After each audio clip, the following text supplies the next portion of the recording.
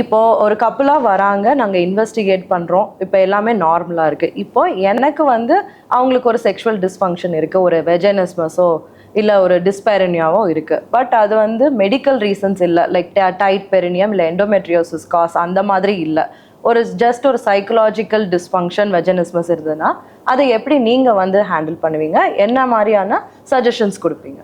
So வெஜைனஸ்மஸ் அப்படிங்கிறது வந்து ஒரு காமன் இஷ்யூவாக இப்போ நிறைய பேர் ஃபேஸ் பண்ணுறாங்க.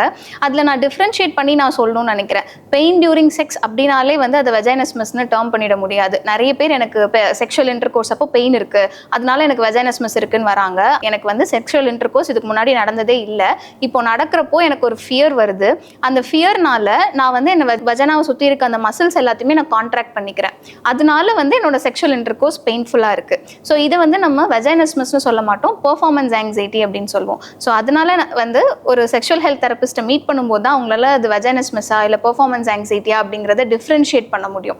டிஃப்ரென்ஷியேட் பண்ணதுக்கப்புறம் ஈவன் இஃப் இட் இஸ் வெஜைனஸ்மஸ், அது வந்து மெடிக்கல் ரீசன்ஸ்னால இருக்குது அப்படின்னா அப்போ ஒரு ஃபர்டிலிட்டி ஸ்பெஷலிஸ்டோட ஹெல்ப் தேவைப்படுதுன்னு நான் நினைக்கிறேன் மேம்.